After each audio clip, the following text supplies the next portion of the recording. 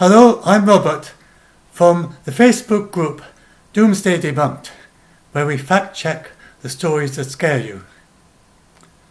And I'm doing this particularly for the school children who go to the lessons given by the Extinction Rebellion activists. Climate change is very serious, that is true, but don't listen to these people.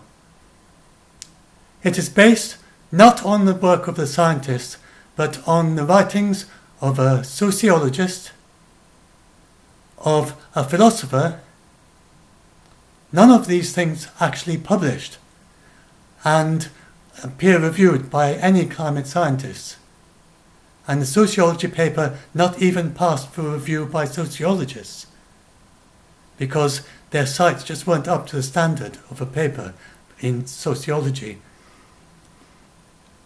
And the other one was an unpublished blog post, and the reasons these are not accepted is because it's all based on this blog post by a system analyst who was talking to some business people about climate change. Then he wrote up what he put in his talk onto a blog post, and then these other two are citing that as the basis for everything they say and do. And they're just completely hollow. They have nothing. They have the most flimsy arguments based in imagination and fantasy. It is not science. They tell you, listen to the climate scientists. Do listen to the climate scientists.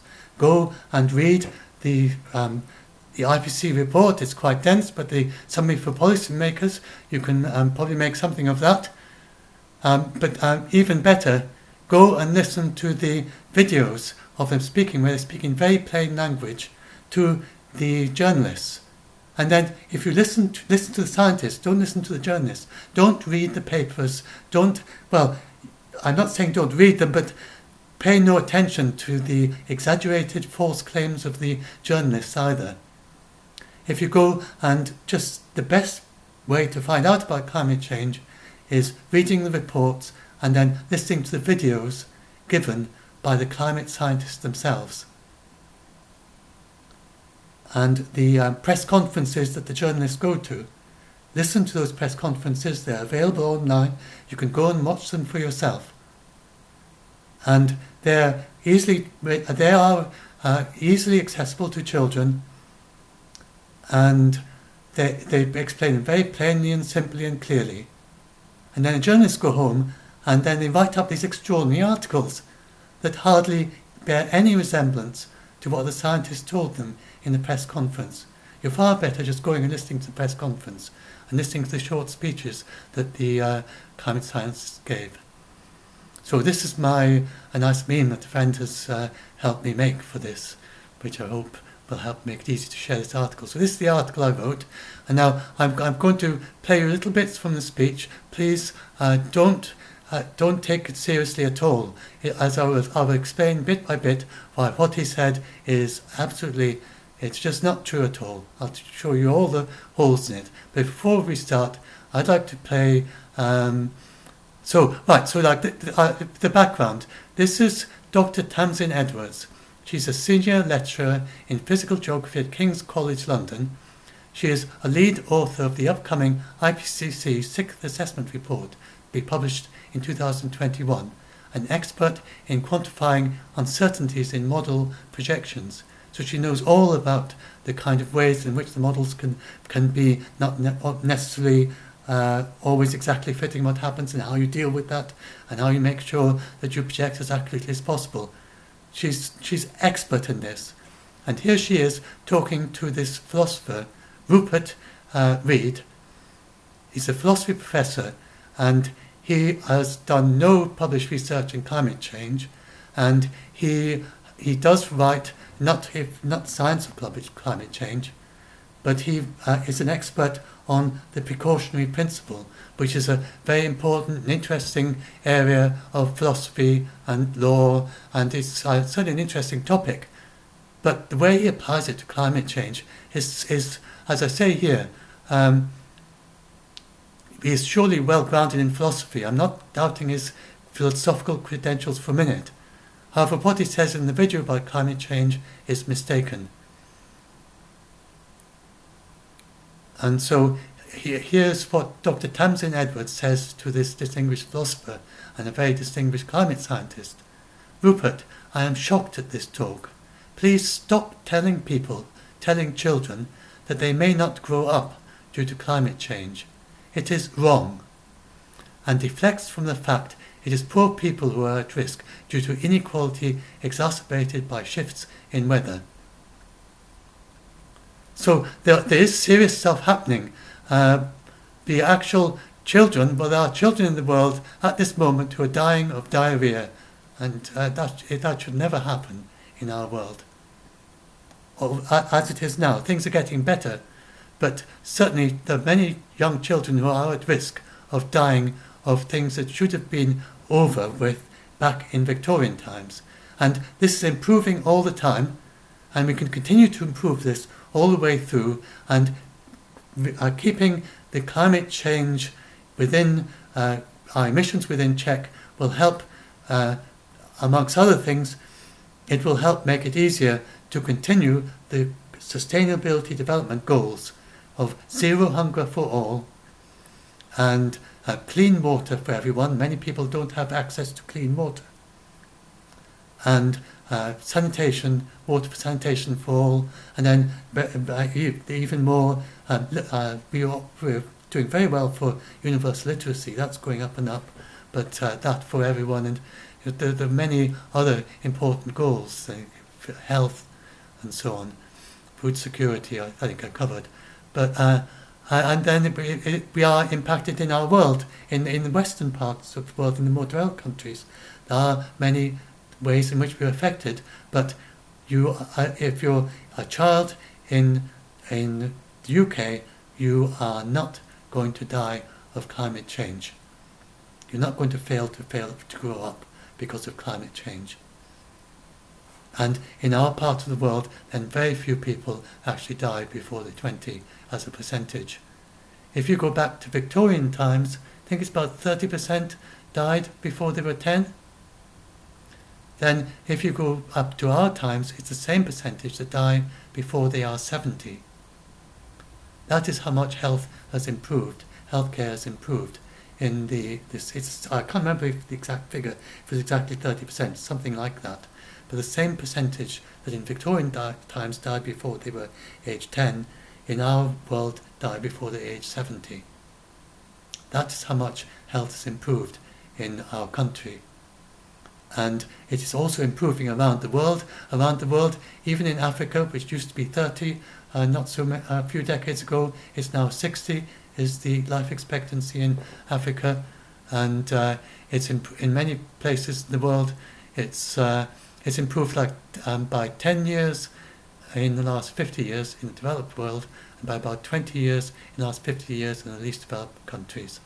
That's how health is improving, and it's continuing to improve. We have to keep it going that way. The main risk of climate change is that we don't keep going in sustainability goals, and if we really did nothing about climate change, by 2100 we could be back in time to the 1950s or 60s, even in the terms of those goals. That is what could go wrong, but it's not at all what they're talking about. So I'd like to just play Lauren Jeffrey before we get back to her, and I think I'll just play the whole thing. It's not that long, and let her speak for herself and give her message. Hello. So I know I probably get kind of repetitive talking about this sometimes, but it really honestly gets on my nerves, and I think I should keep saying this for as long as I feel the need to. Because like I said, it annoys me to hell and back how out of hand this has got. Anyway, I have a message. This goes out to all the climate change alarmists out there. All the people who believe that the world is ending soon and who believe that, we're all going to die in 12 years or 8 years or 18 months or 2 months, I'm hearing now, or whenever really, since you can't seem to decide when doomsday is, I just have one thing to say to you, and that is, congratulations. You've proven to us time and time again that you lot are just as bad as the deniers. You tell us that we should listen to the scientists and that we should panic because that's what the science is saying. You say the science gives us something that we should panic about. And then we do just that. We have a look at the science.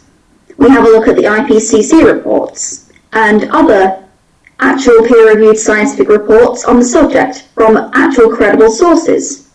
And we come back to you and say, hold on a minute, you're saying we need to panic over this and that the scientists are predicting the mass extinction of humanity and the collapse of society within a decade.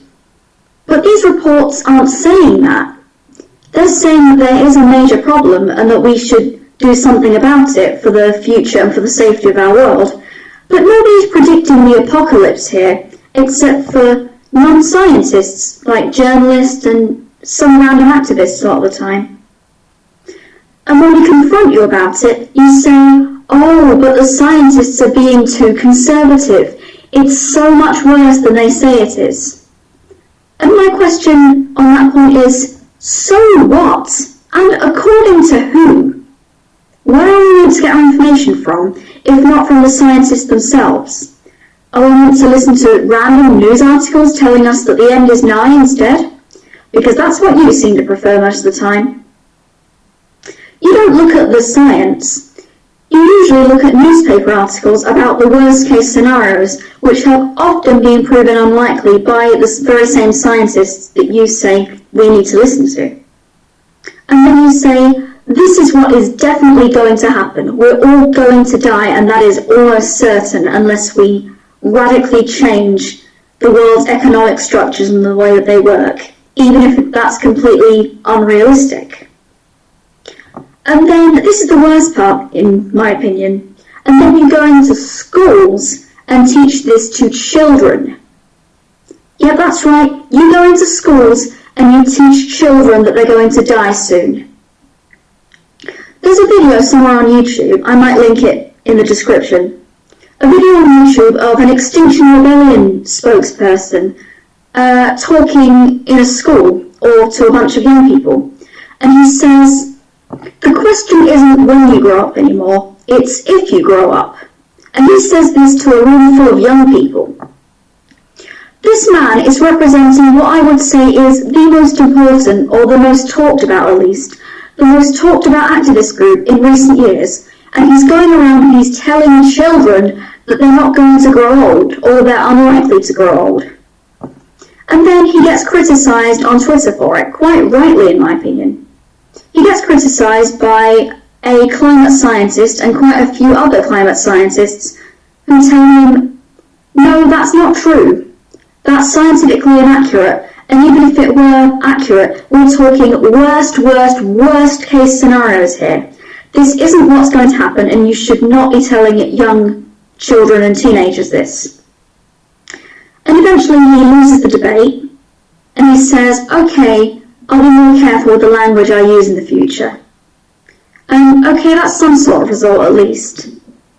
But here's the thing.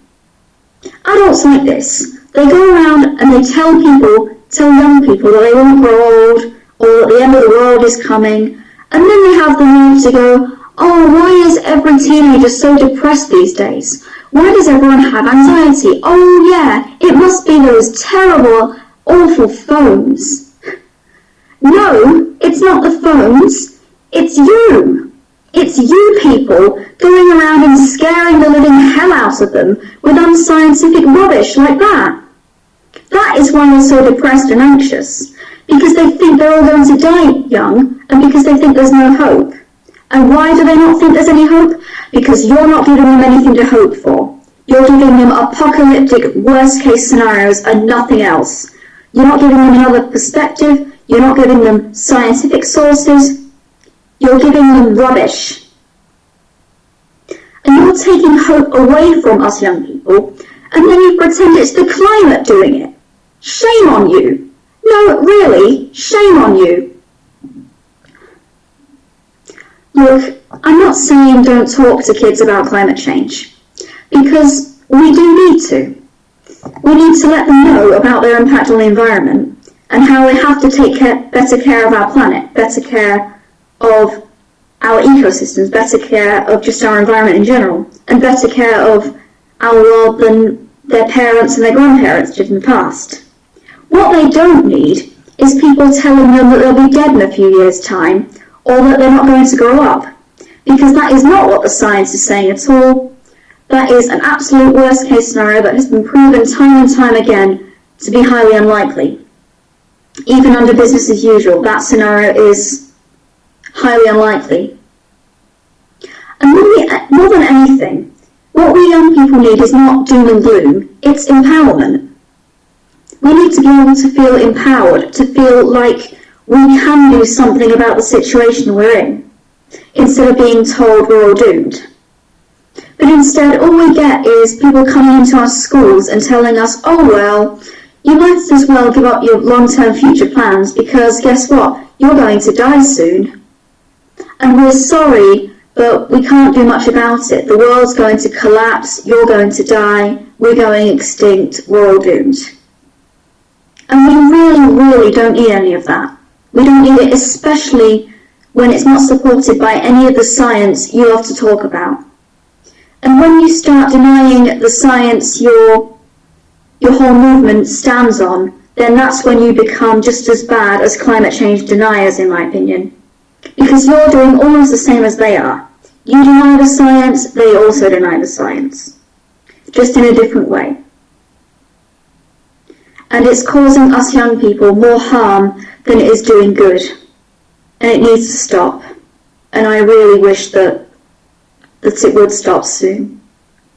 Because what's happened is a lot of young people are giving up their future, or giving up on the dreams they've had their whole lives, because they're convinced that there is no hope anymore. And it's upsetting me, and it's upsetting a lot of people. And it needs to stop. What we need to do is get back to the hard science.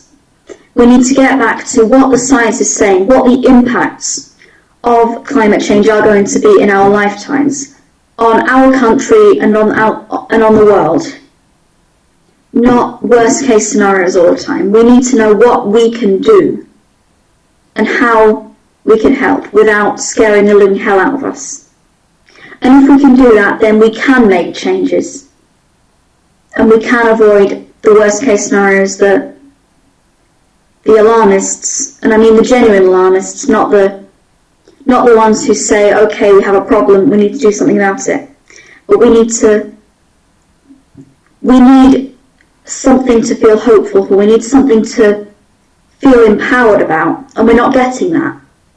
We're getting a lot of doom and gloom, and it's really taking a toll on our mental well-being.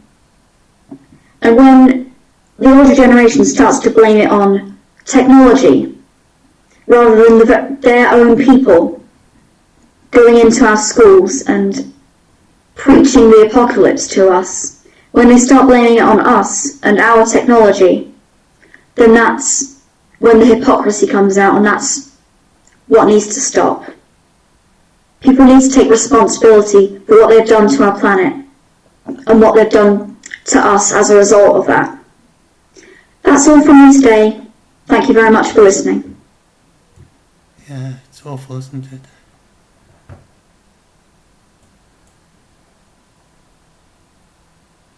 What can it be like to be in a school today?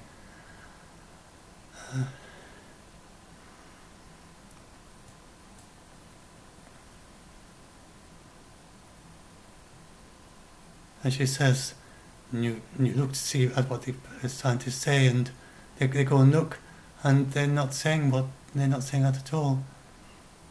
And who are they supposed to listen? Non-scientists and random activists and newspaper reports. So, saying, this is a friend helped me write this particular bit, this is scaring kids by presenting extremely exaggerated claims to just paralyse many of them with fear, which could have serious consequences for their mental health. And some of them, it's possible some have killed themselves over this. We get young kids coming to our group who are suicidal, or were when they found us. We get ones who say they developed suicide plans. And many say they're often under treatment from therapists. I've got some of their stories there, just as a small selection. And that's his message. He said exactly what she said there. He tells these children, and I was reading that some of them were as young as 9 in this video that he was talking to, that they risk not having a future unless we do immediate urgent action. And they have this claim of 0 emissions by 2025. And when you ask them where did this number come from, they say, oh well, we talked to each other and we thought maybe 2030, maybe 2025. 2025 sounds better. And so since then they've been saying 2025. It's not based on science, not based on anything except some activists chatting together and deciding that 2025 was a better number. And this is to immediately come to action. He bases these on 2 facts, and they're both wrong. So I'm going to look at his 2 facts. The first things he said, so he has more things in his blog post, which I'll go into later. Things like the Arctic ice, which is a big thing, and people just keep on saying all sorts of absolute rubbish about the Arctic ice, and claiming that if some people claim that once we have an ice-free summer in the Arctic, then the world's just going to spiral out of control. It's absolute nonsense. It's not peer-reviewed science. There's one peer-reviewed paper there on the topic, which is really, there are some really appalling papers get through peer review, sadly. This one actually got a criticism last time it was published, and the next time he didn't even take account of that criticism, which shows it's junk science. So I'll come to that in a bit.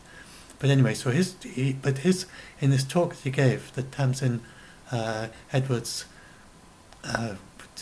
was talking about, that's what I want to look at first. And then I'll look at his blog post. And he just made 2 claims. He said, first of all, he said that if the UK expands its airports, there's a plan to expand our airports because more people are travelling by plane.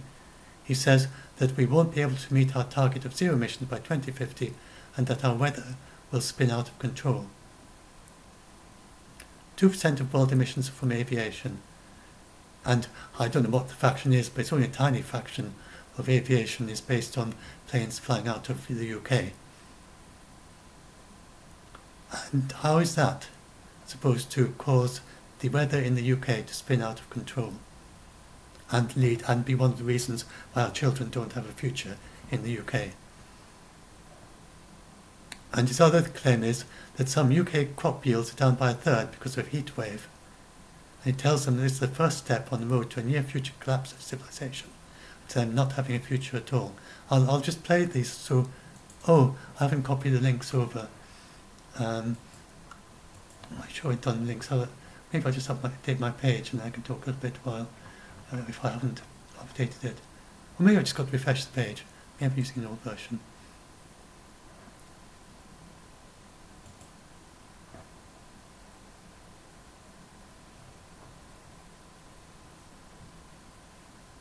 Yes, I'm using the old version.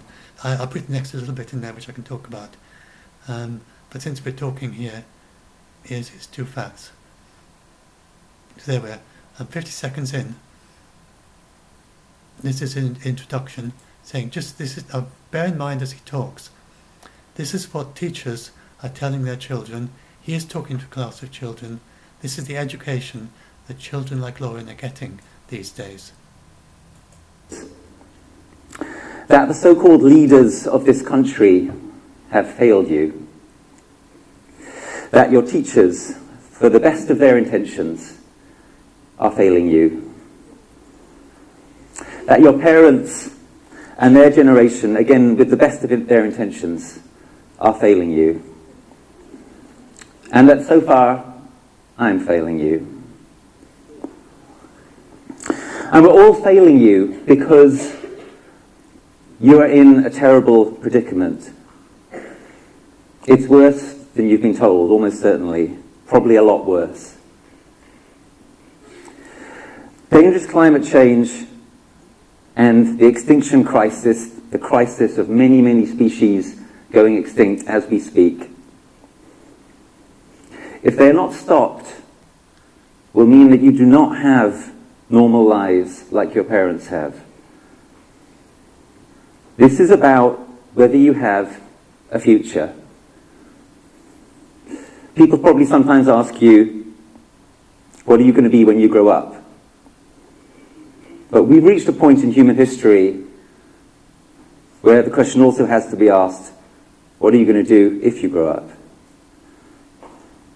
I'm really, really sorry to have to say this to you. You know, it doesn't feel good. But this is the truth. And I think it's too late for anything but the truth. And I take inspiration from... So, this is what...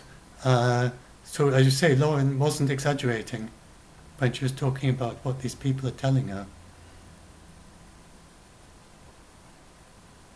And so I just want to talk a bit about the extinction thing. So he said that so before I scroll down to see it, you've probably heard that amphibians and frogs are going extinct and that the extinction rate is very high. What he was just talking about there, compared with geological times. Try and guess. I'll give you a minute or two to try and guess. What do you think is the percentage of amphibians that have gone extinct in the last century? And what do you think, and this is the same as extinction rate going forward, that what do you think is the extinction rate that we have at the moment? How many do you think will go extinct going forward if it continues at the current rate? Because as he was saying there, he was talking about how this extinction is going on and on all the time, just now. So, what is that extinction rate? What percentage per century? Just give it a bit of thought. And then I'll scroll down and find a number soon. I expect you've already got a number in your mind by now. Oh, it's the other way, I think. I may have gone past it. Yeah, here we are. What about mass extinction? It's 2% for the amphibians. If you kept going for 1,000 years, at that rate, you'd lose a fifth of them. So how is that you're not going to have a future? Because a fifth of the amphibians will go extinct in the next 1,000 years. Talking to children in the 22nd century. So it doesn't mean that they all go extinct this century, and we know what caused them to stop them. And the killer frog disease you hear all about, it peaked in 1980. It's nothing new. It's peaked and then it declined, and some populations are now recovering. There are few places in the world where it hasn't got to yet. There's some places where it's recovering, and then they're working on ways of reintroducing, like the golden frogs that you sometimes hear about, and they had to remove them from the wild. They removed them before they went extinct, and then they're keeping them in a captive population. They've got to figure out how to make them immune from this disease before they put them back in again. They haven't reached that point yet. And that is the 2% is the highest. If you go to, it's faster than birds, reptiles, fish, or mammals. Birds are amongst the least the rate at which they're going extinct. And the amphibians are the most, and the most is 2%. And then you will often hear this figure that 27% are threatened. People very often get confused between threatened and endangered, and the journalists often mix that up and think that threatened means endangered. They're very similar words in English, but they're technical words for the IUCN. Endangered means, I think it's a 20% risk of extinction in 20 years, which is very serious. But endangered means up to a 10% risk of extinction in a century. And both of these also apply if you've got a small population. If you have a population, if you have a sufficiently small population, I'd have to look up the numbers, and it's stable, it will still count as being threatened. If it's also a fragmented population and a little bit larger than that very small population, it will still count as threatened. And also that's the same for endangered. You can have endangered, very small population that's stable and even growing slightly, and it'll still count as endangered. So you need to bear in mind that this 27%, even it's not even true that necessarily the 10% of them are going to go extinct by 2100. So anyway, that at the moment it's 1 to 2%, and so there are a lot of those. In fact, in the 27% figure, they are actually recovering. For instance, I think it was the humpbacked whale was one of the ones that moved. I think they moved to least concern. I'd have a look at. I've got that on my it's in the middle of I think I've got that on my page here. If you go and look up, and then we've got that's the giant panda was endangered, and now that's moved all the way to vulnerable. And the humpbacked whale is moved from vulnerable to least concern, so it's no longer counted. Remember, vulnerable counts as threatened because in its technical terms, threatened is if anything says a species is threatened, that's the least of all the categories they look at. 10% by a century, and various other ways it could count as threatened. So the humpbacked whale, it was vulnerable, which is the weakest form of threatened, and moved that all the way to least concern. So that's humpbacked whale. So we're not headed for a future without giant pandas. They're going in the right direction, even though they are, even though they're still vulnerable.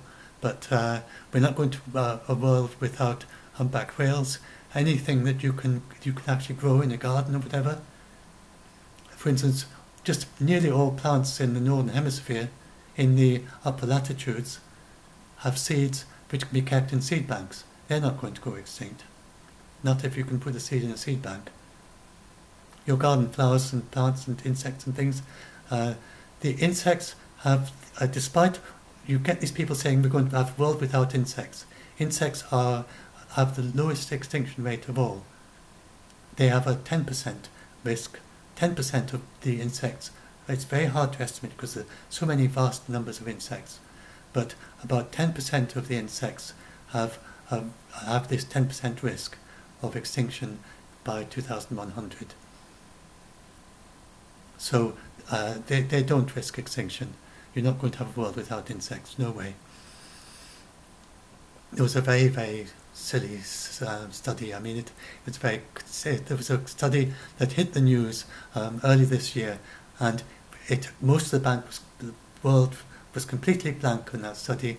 And for Australia, it studied honeybees. It took honeybees. It just did a literature survey, and they found that honeybees were declining in Australia. And also honeybees are declining in China.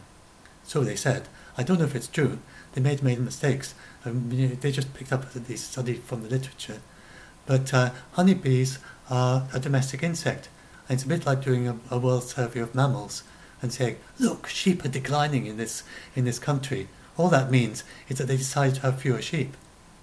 For some reason, if they are right, then the Australians decided to have fewer honeybees. I'm a bit surprised if they are right, and the Chinese did, because you can easily just make new honeybees hives by splitting them. And even with colony collapse disorder and all the hives in countries that wanted to keep bees, they kept growing. So, I mean, it didn't even make any sense at all to include figures on honeybees. Or like figures on pigs in an article on mammals. I mean, it was nonsense.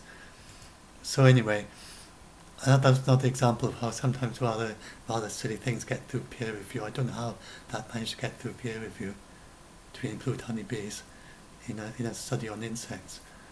But anyway, yeah, you get some funny things sometimes. Anyway, so no, but yes, we're at the start of a possible. If you saw this in the geological record, you would not notice anything yet, because it's not gone far enough. But if you were to measure it really, really precise, if it's very recent, then maybe you could just notice a change.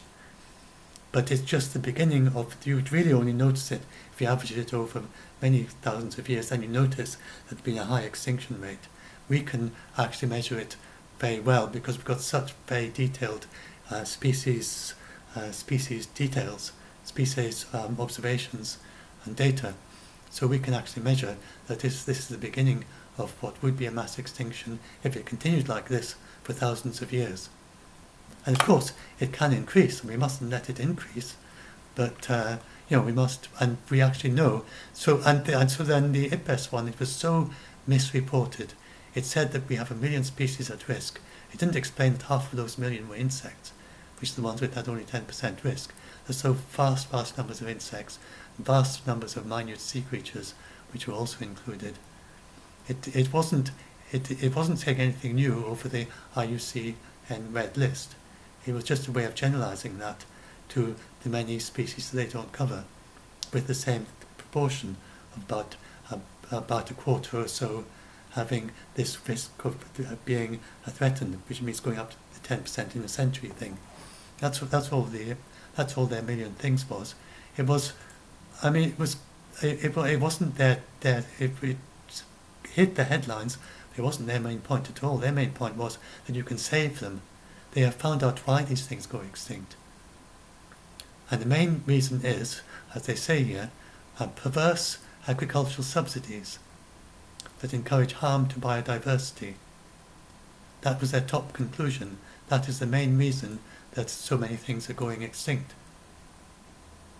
That there are, of course, other causes. That's not the only one, but this is the reason that our other efforts to stop extinction are not working as well as they should is because of these subsidies. And they say that sadly the vested interests, there are people who earn a lot of money from these subsidies. So it's quite hard for governments to reverse them, but that's what they have to do. And that was their prime message. And they said that it's a big thing forward is that governments have actually signed off their report, which said this very controversial thing. So IPBES are different from the IPCC. The IPCC are resolutely they don't suggest anything about policy, about how governments should do their work. But IPBES, they had nearly, I think half of them, a lot of them, were sociologists and social sciences. And somewhere they got the percentage there. I've in my article about it. There we are, the author team. 33% were social scientists, 58% natural scientists. There are very few of the IPCC are social scientists.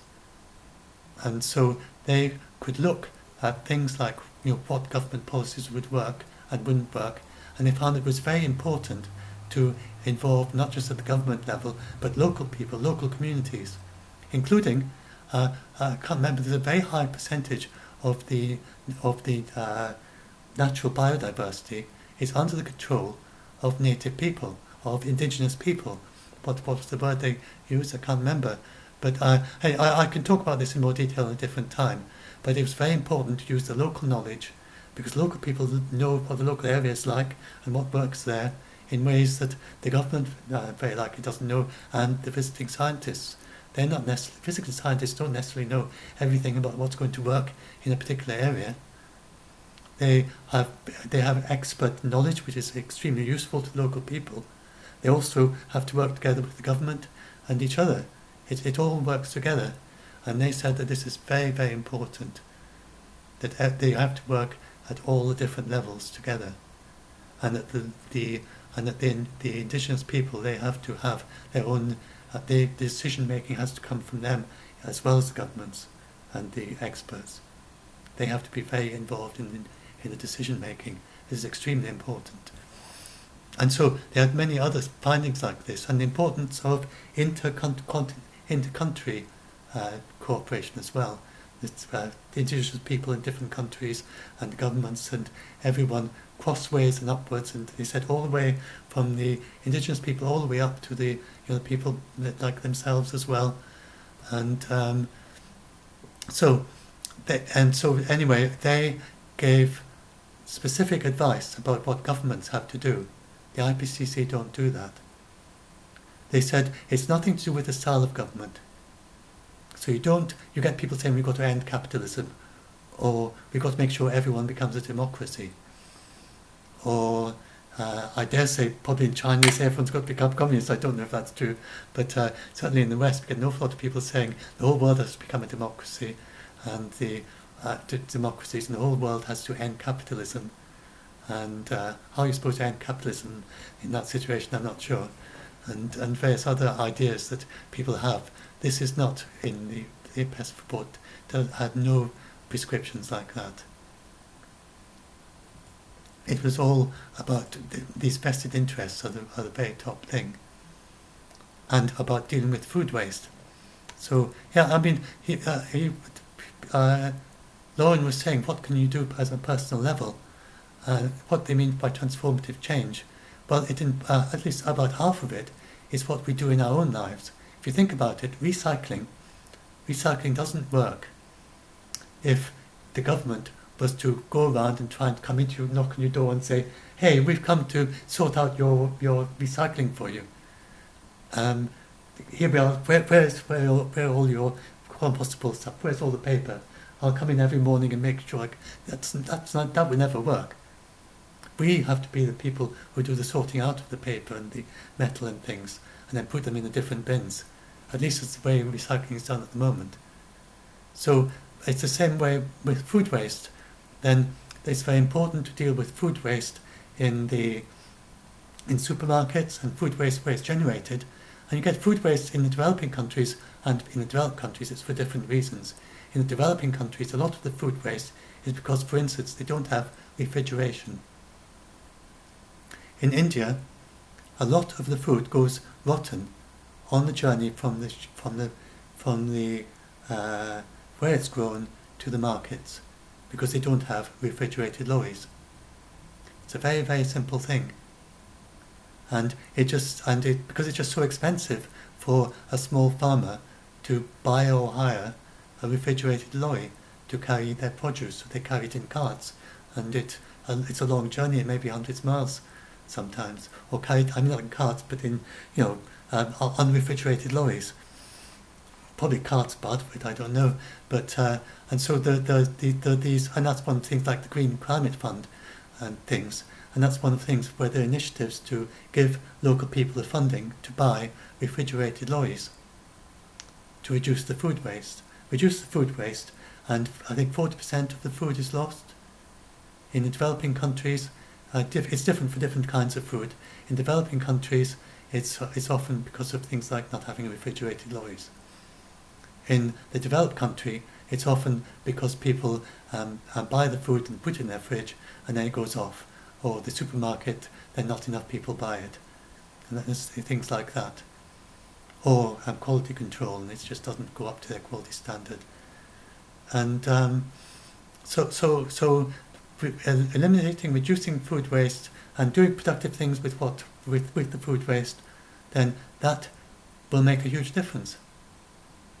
Because the vast areas of land, and then most particularly meat waste, if we could, because especially grain-fed meat. But anyway, we'll come to that. I don't want to talk too much about this, but this is the many things we can do. But they are particularly strong they're one of their several main things. So there's a perverse biodiversity destroying agricultural and energy subsidies, and they have a whole long section about food waste. And about meat waste is very important, because meat, of course, you will have heard, depending on the type of meat, some meat isn't like this so much, and some not at all if it's land that wouldn't be used for agriculture. And but if they fed a lot of grain that could have been fed to humans, and that's quite a lot of our meat nowadays is grown like that, then that uses a lot more land than if you either ate fewer or less than that, or if you didn't just kind of waste that. So 20% of meat wasted corresponds to a vast, vast area of land. I think it's the size of the Amazon or something. The size of land that you save if you could get rid of all the meat food waste we have in the world. Anyway, so yes, we can save 1 million species, and the key to that are these vested subsidies. It's not telling young children they're not going to live to adulthood, because they, I mean, honestly. So anyway, I don't think he's really done any research, you know. I don't think he does proper research. He just reads newspapers, maybe. Who knows where he gets this from? And then I'll tell you some of what he got it from later on. So now, what's this one about? This is about the heat wave. And yes, I want to tell you about. I'm not sure if I want to play all of this. So it has to be asked, what are you going to do if you grow up? Oh, that's the same one. I'm really, really sorry to have to say this to you. And then it continues. You know, it doesn't feel good. 3:20. But this is the truth. I've got the wrong And I think link it's there. too late for anything 3:20. but the truth. I think I've given the wrong lift. And I take inspiration. What started to happen is our crops started. Yeah, this was about. And then what started to happen is our crops started to die. Oh yes. So this was the thing he said. I mean, I might just read some of it rather than have him talking about it all the time. So he said, we had a terrible heat wave last summer. I mean, it was nice for some of the time. You could go onto the beach and stuff like that, but it went on and on and on, and it got hotter and hotter. And then what started to happen is our crops started to die. Many crops in this country, their yields were down by a third. I mean, there was a third less food coming from them. Now that heat wave stopped in July, but what if they had gone on, that's what he's talking about then, into the August or September? Well, then the crops would have been down by 50%, 60%. Sooner or later you get a point where there isn't enough food. That's the kind of thing that's likely to happen, very likely to happen during your lifetimes, unless we manage to address this crisis. And then he continues, that's just about the carbon thing. And then he says, and because unless everything changes and really fast, there isn't going to be a future. We're on the path to the collapse of our civilization, to there not being enough food on the table, to not having a future, and that is unacceptable. Now this is, can't even say how nuts this is. Nutty, nutty, nutty. Because 2000, I mean, like the planes thing, you know, that's very nutty. The climate's spiraling out of control because we have more planes flying from Britain. I'll go a bit more into that as well as to why that's extremely nutty. But let's look at this. So 2019 had low yields for onions and potatoes, and I had to look to see what he was talking about, because we haven't noticed anything in the shops or anything. So about the onions, this farm in Suffolk produce, then the onions fell by 50% and 20 to 30% by potatoes, and that as a result apparently there were some price increases in the supermarkets to compensate for their losses. But if you go and look, and I mean, you might know if you live in the UK, don't live in the UK, but our agriculture is mainly, you go out in the fields and you'll find lots, if it's not, mainly most of our fields would be like grassland, and we have cows, and we have no lot of dairy cows. If you live most places in the UK, apart from where I live in Scotland, it's not so strong. But certainly in England, you go wander around, you see dairy cows almost everywhere. And then we also have, and we have normal non-dairy cows, and then we have, but then if you look at the agricultural land, then it's mainly small grain cereals, wheat. Oh, I mean, lots of memories from my childhood of running around the fields with the barley and the oats and the wheat, and learning as a school child the different kinds of crops that we had. You know, the barley with its hairs on it, and the wheat with little grains, and the oats, which are more in Scotland. So that's what we're famous for. And we don't grow a huge amount of potatoes even in the UK. Ireland, I think, is quite big for that, but not us so much. And so, if you look, we have enough for it to be just one section there. There's potatoes, 2%. And then horticulture, so the potatoes plus onions is a little bit over 2% because we don't have a huge amount of onions. You don't go around and see fields and fields of onions. And those are the ones that are affected. And what we are known for are the cereals. And look, there we are. We're quite a major producer in the EU, which is a very large area. And look at what happened to our crop yields this year. Way up. And even the that's oilseed rape, and that's even up above the average. And here we are. The wheat harvest was up an increase from 20% from last year, and above the 5-year average. And the barley increased by 25.6%, and above the 5-year average, well above it. And fish and oats, 1.1 million, increased 27.2%. So, of course, they go up and down all the time. Then, so what about the onions? I said we're not a major producer of onions. Here we've got Spain, Italy, and we can see UK, tiny little blue dot, that's us. That's our onions. This is the proportion of all onions, not the proportion of all. And that's not the whole UK product. I think it's tomatoes is the other thing. We're more of a producer of, that might be tomatoes. No. Carrots. Oh yes. Okay. No, we're not. I thought we were a producer of tomatoes. There is a tiny little smidgen of tomatoes. It's mainly, of all of these things, carrots seems to be what we do most of, rather than onions. And the Turkey is a big producer of onions, as is the Netherlands and is Spain. So the UK can hardly be getting too hot for onions if they're producing them in Turkey, and if they're one of the major producers of onions in the UK. So that doesn't make sense.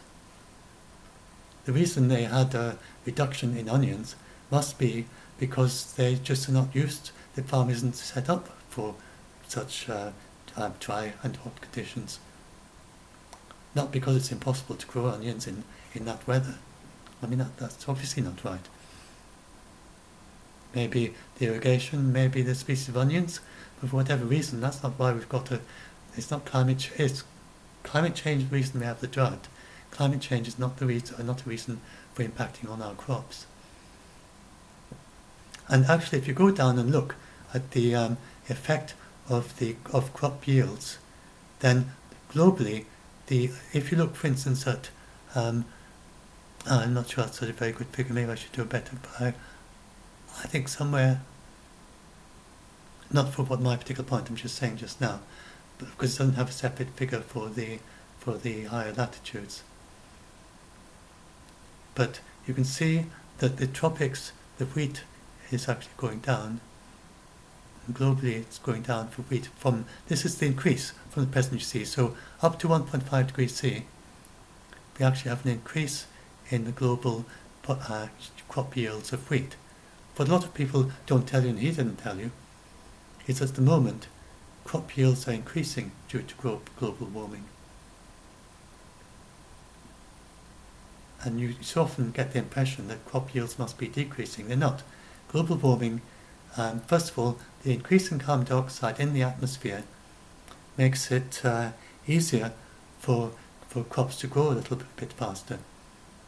Because crops, after all, if you think about it, trees and plants and things, basically a tree, most people I don't think quite realize this. You sort of think of the tree as growing out of the ground. But actually, most of the bulk of the tree is coming in from the atmosphere. Together with water comes up from the ground, which of course a lot of the mass of a tree is water.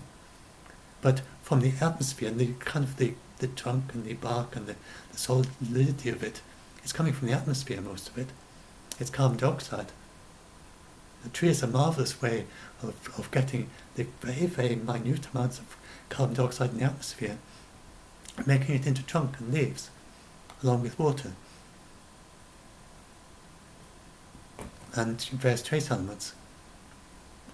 So with a little bit more carbon dioxide in the atmosphere, trees grow a little bit faster, grass grows a little bit faster, and the crops but that's all relevant to agriculture and to the timber industry, and they're finding in the timber industry that trees are growing just a little bit faster, and then the crops, then the tropical rainforests, then their trees are growing a bit faster as well. They're a bit bigger, a bit bulkier, there are more leaves, and that's the CO2 fertilization effect. And then, in addition to that, we also have the water. The warming is increasing the growing season in the northern latitudes, and so particularly in the UK. So unfortunately, I don't have a figure here to show it, and I'm not quite sure what the actual figures are, but I have seen it separately, but I just haven't put it in here, and I'm not quite sure. I do so many of these articles, and I have to go and hunt through my articles sometimes to try and find these things. But yes, so the higher latitudes, we have two things. We have the warming conditions, so it's a bit warmer, and crops like warmer weather generally if it's not too dry. And especially very far north, then we have more growing days. And growing days means the crop can grow for more of the year. And more of the year to grow crops means better crop yields. So the crop yields are going up, and right through to the future. I think, I mean, especially if we manage to stay on 1.7 or 2, but I think certainly, I mean, up to 2 at least. I can't remember if it goes up to 3. Then we can expect increasing crop yields in the UK. So this whole idea that in the UK we're going to not be able to grow food, I have no idea where that comes from. Just his imagination, I think. Because I don't think there's any paper saying that.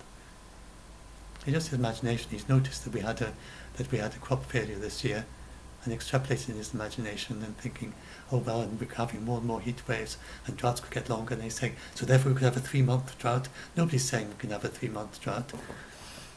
That's just coming from his imagination.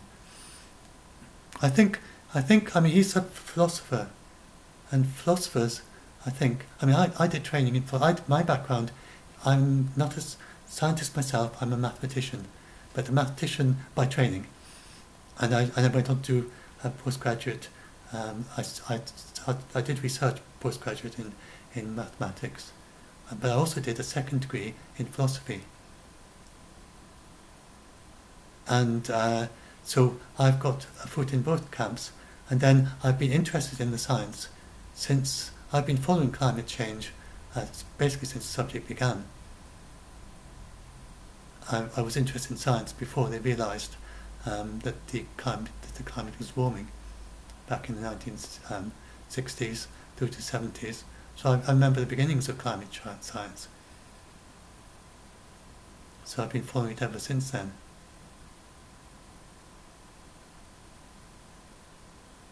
Because a lot of people don't actually realise, but they didn't know. But I mean, back when I was a child, then there was a possibility. People thought that we might be headed for the next ice age. And there was a Asimov story about a science fiction story I enjoyed as a child, which was about the glaciers returning to London. Because back then people thought that that was a possibility. We now know that we would be headed. So they used to think, you see, that the ice ages would last only about 10,000 years, and that all the previous ones, they all lasted 10,000 years, just about.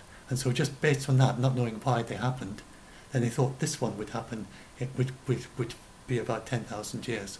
But then it became very clear that Milankovitch cycles explain it, and the exact details of the mechanism. And based on that, it turns out that ours is a slightly longer interglacial. Even without the carbon dioxide, we would be headed for the next ice age about 1,500 years into the future. So that thinking when I was a child, it was just wrong. But we have put enough carbon dioxide even since the even by then. I think we might have, but certainly by now we've put enough carbon dioxide into the atmosphere to prevent the next ice age.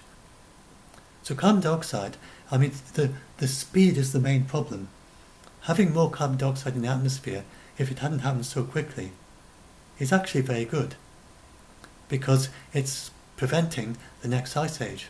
Not only that, and the next one after that, and the one after that are probably I mean, if we have a little bit more carbon dioxide in the atmosphere, the thing is, the carbon dioxide, it's a very strange gas in the way it works in the atmosphere, because as the oceans warm up, then they take up less carbon dioxide, and so they are constantly taking. This ocean is a constant sink of carbon dioxide as we produce it, but as it warms up, it's got less absorbing of carbon dioxide, and this means that the rate at which the carbon dioxide goes into the sea it decreases if it's a warmer sea.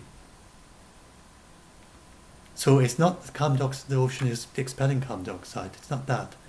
But that as it gets warmer, then the rate at which the carbon dioxide goes away into the sea gets less. And that the carbon dioxide we have now is, half of it will be gone in 35 years. 15% of it, if we don't do anything to remove it from the atmosphere, will still be there. I think it's 13,000 years in the future or something like that. So it's a very strange one. Normally with methane, half is gone in 15 years, the next half in the next 15, next and the next 15. Those figures are a little bit questionable what the exact period is, but it's just halves every time.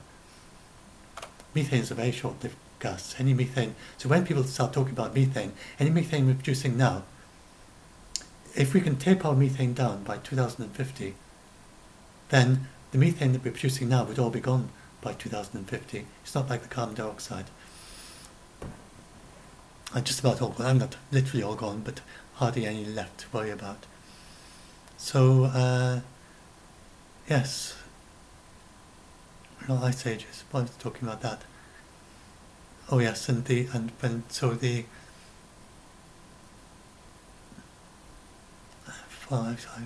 got to try and remember to keep track of what I'm talking about, because I haven't taken any notes. I find it much better to just talk this through. I haven't got the time anyway, much better to write my article and talk it through, and it's actually working out much better by just talking. But it does mean that sometimes I slightly lose track of where I'm at, but it seems to work well. So anyway, here we go. The northern shift. I was talking about how the agriculture.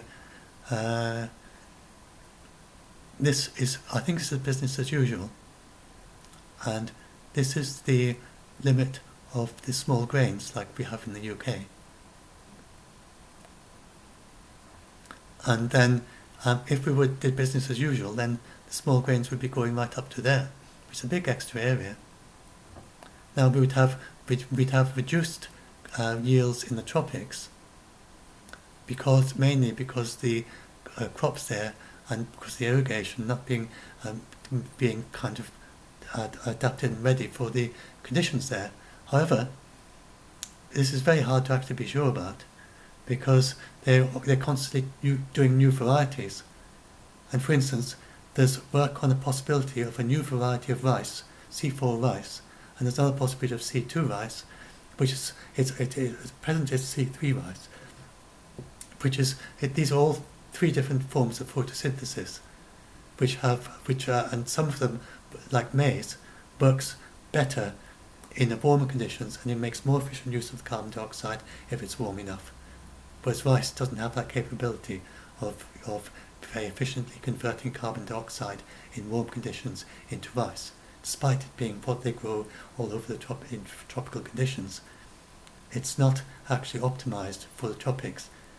It's back in its evolutionary history. For some reason, it never developed this ability to be very optimal in tropical conditions for converting carbon dioxide into organic matter. So they're trying to get little bits of it, and this C4 path is developed independently in different plants. So they're trying to get it to develop independently in rice, and with a little bit of help from the maize, they sort of try and speed up evolution in the rice. And if they would succeed, it would take a decade or two. Then towards the end, then probably by the time that conditions are getting a bit warmer, by 2050, we might have C4 rice, which would then increase yields around there. And then the various other ways in which actually the conditions, the prospects for agriculture actually might work better than they're hoping. But of course they can't put that in and say that's going to happen. This is a rather an outlier. They're trying many different things, and this the whole lot of scientists working on C4 rice. It's a particular project. And if they manage to succeed, it's far more difficult than any other genetic manipulation of crops that we've ever had. Because there are many different, they have to change the structure of the leaves inside, as well as changing the photosynthesis. They have many different details that they all have to get working together. It's not just one gene, it's loads and loads of different genes that work together to make C4 synthesis work. So if they do get that working, which would be probably the most complex amongst the most complex genetic manipulation ever of plants, or one-off, then we'll have and you know, I mean, I've seen gene sequencing, for instance, in the year 2000 or so. I mean, I remember the first sequencing of the human genome, which was a big milestone, and they had like whole rooms filled with computers and filled with equipment, working out the gene sequence of just one gene sequence of a human being, and that was a real major breakthrough. Now they have a little thing this big, you could put in your hands, which they can carry around. That is the thing to kind of collect and prepare the sample. That's the thing that does the actual analysing. It's absolutely remarkable what the scientists have done, and they're considering it's light enough so you could send a gene sequencer to Mars, for instance, to analyse the genes there, and just in a small robotic spaceship. So it's credible what the scientists have achieved, and this new ways of manipulating genes, you know, we didn't have that. So now what was going to say? So yeah, this is all about feeding then. Yes. So I'll go on talking about feeding then. So yes, I'll talk about this because he was also talking about how. So this is a rather remarkable. I researched into this as a result of listening to his talk. I'd vaguely heard people. I had vague memory of people discussing could the UK feed itself, and of course back in World War II we pretty much did exactly that. My mother's generation. My mother was one of the land workers in World War II. She did work on the farm as a voluntary, doing her digging for victory thing. She went out in the fields with other women, doing agricultural work to help with the my sister. So I hope I've got that. I remember her talking about my sister. I'll check out with my elder sister in case I got something wrong there. She's our family historian. I get very confused about everything that happened because that was before my time, and then people's memories and what they talk about and all this thing about. I've just been reading about false memory recently, so I better double check that that's not a false memory about my own mother. Anyway, certainly there were these land workers back then, and my mother had some connection. I think she was. Yes, I'm pretty sure she was.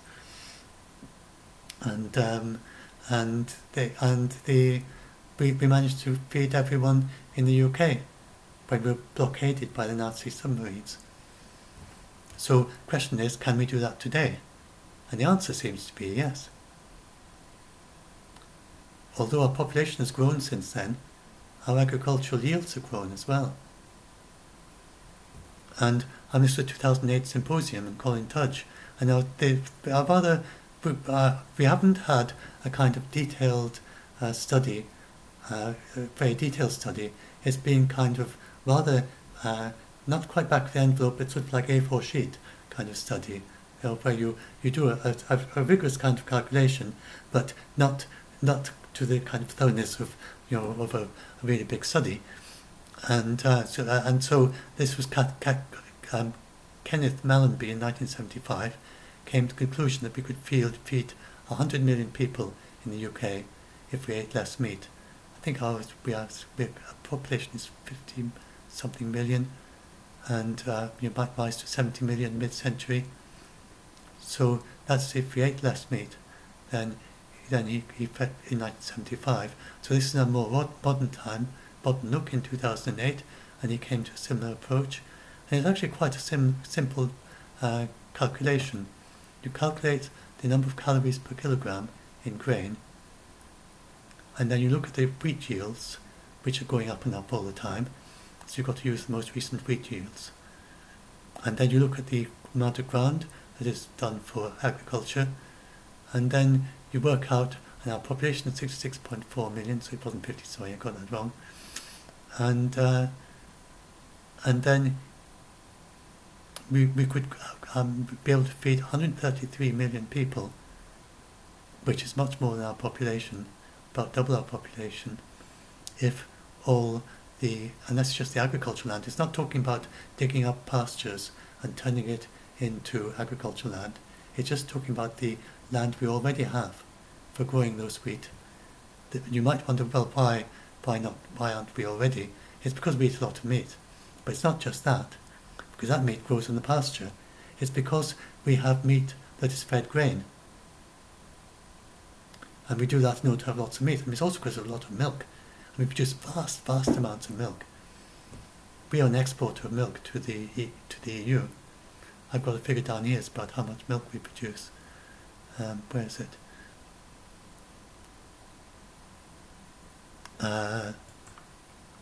It exports milk. We produce enough milk for 140 million people in the UK. And the thing is that milk used to be grain-fed dairy cows. But we get more milk for the same cows. We got more milk for the same cows and more cows if we feed them in grain. So what we do is we grow grain, feed the grain to cows, the cows turn it into milk, and we export the milk to the EU. And that way we produce enough milk for, what's that figure again? For 140 million people, more than double our population. But if our aim was to feed ourselves, then we wouldn't need to feed all that grain to the cows. We could eat the grain ourselves, and so obviously we wouldn't be eating rice and we wouldn't be eating maize and stuff. We're talking about having a diet of the stuff we can grow locally.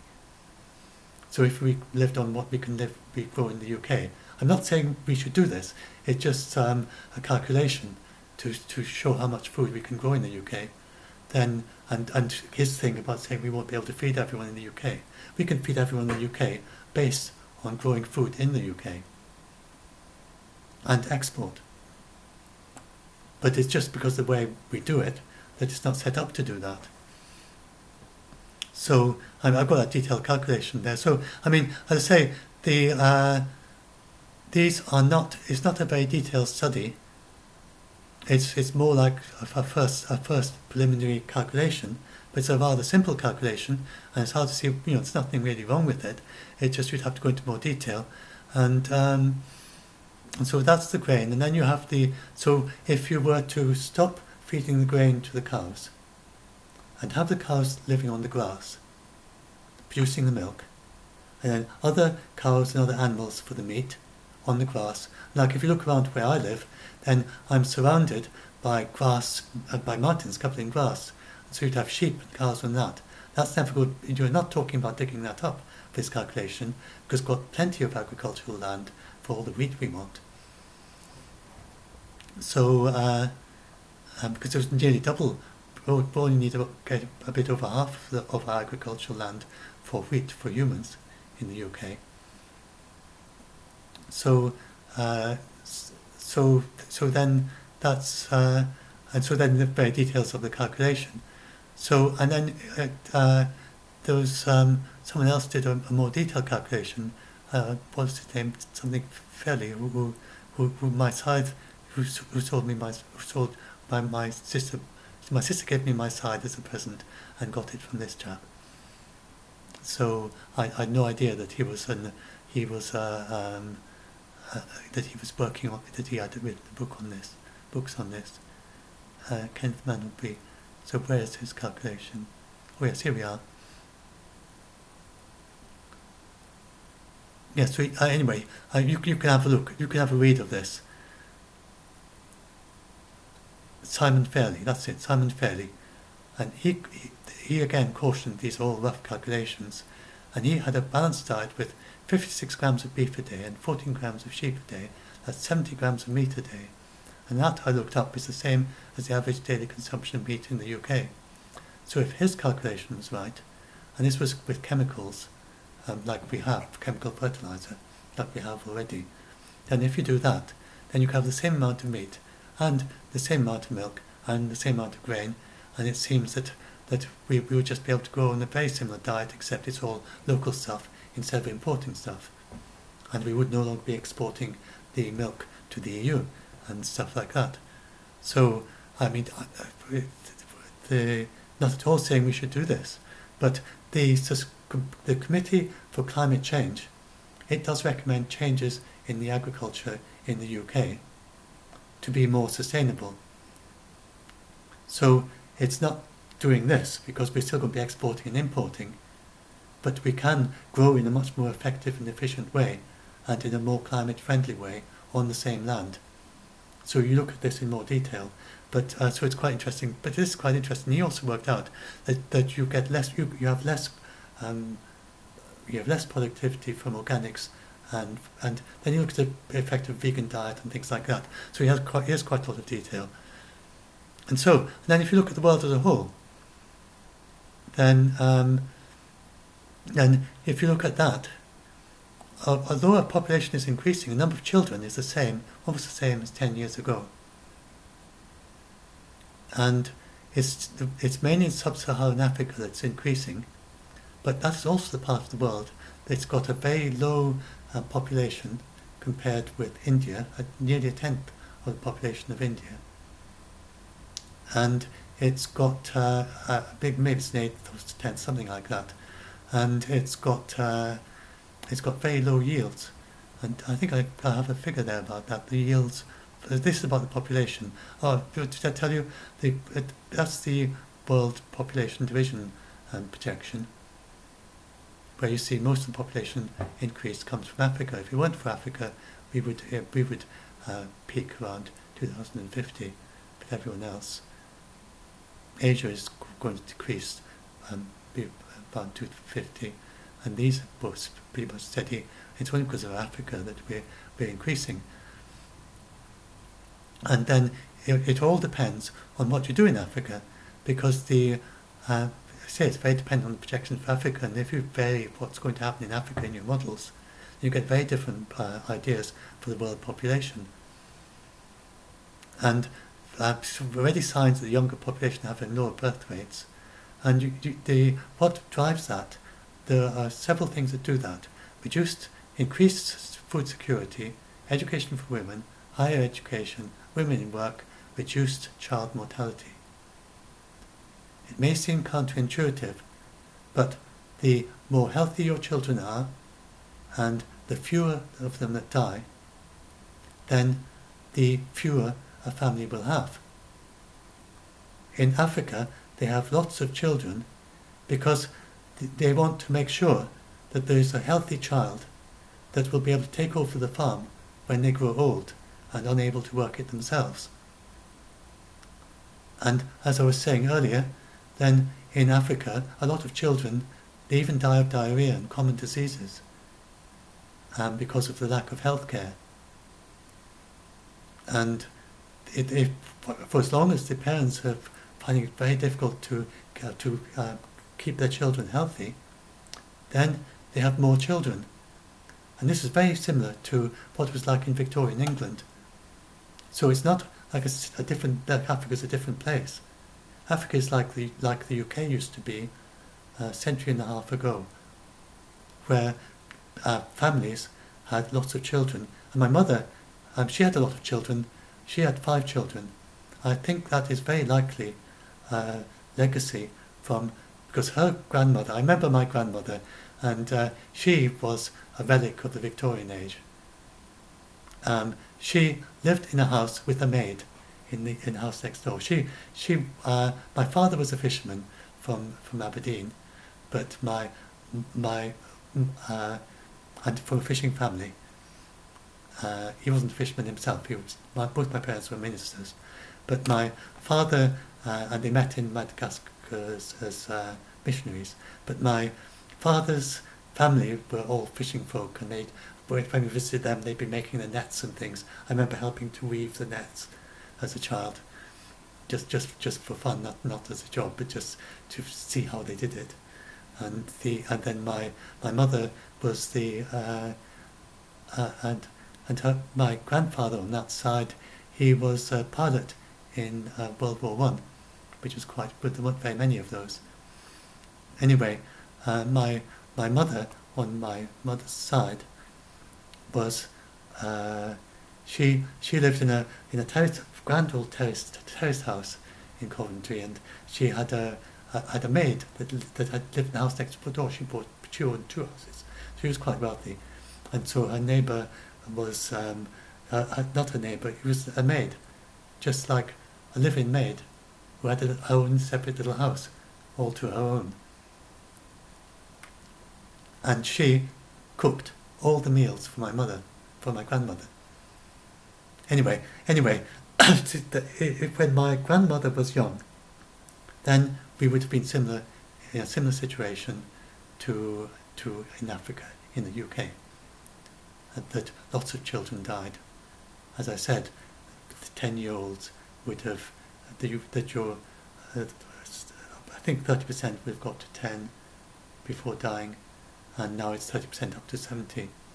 So if you're in a situation like that, where a significant fraction of your children are dying before they reach age 10, and even more die before they reach age 20, then naturally you're going to have large families.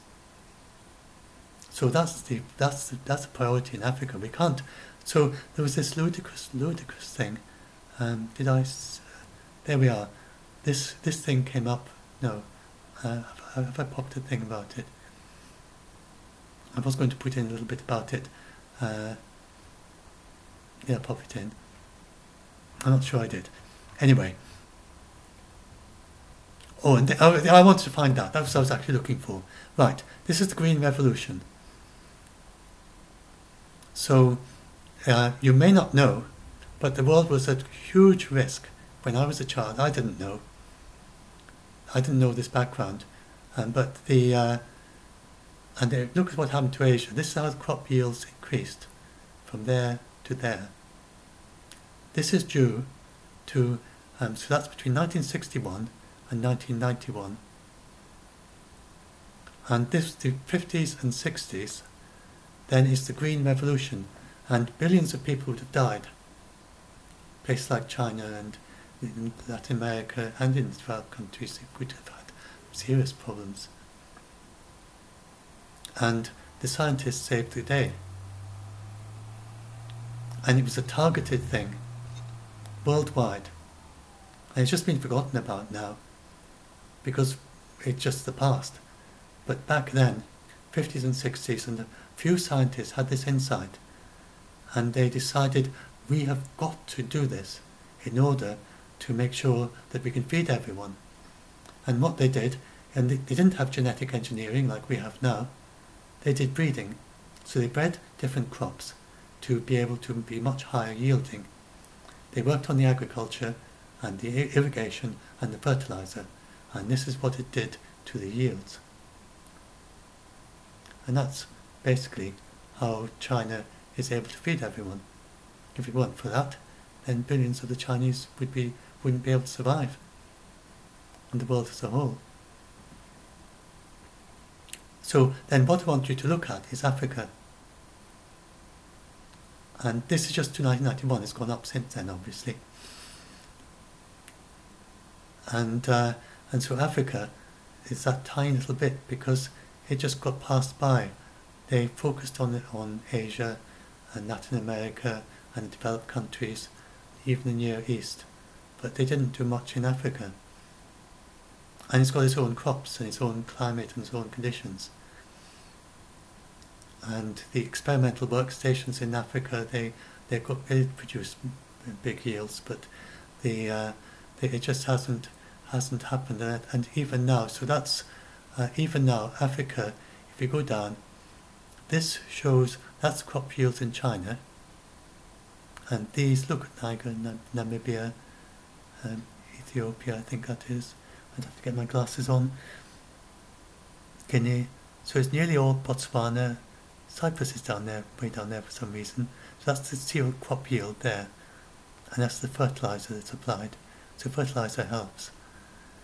But they don't use much fertilizer either, and they don't use improved crops. So there are a few outliers. Madagascar does pretty well, which is going to surprise me a little bit. But Uganda, Central African Republic, but an awful lot of them are way down here. And they could be pushed up to there. And this is a log scale, so from there to there is 10 times as much. So that's a big difference from there to there. 10 times the yields. So like Niger, Zimbabwe, Botswana, Cyprus for some reason, and they could go right up to there.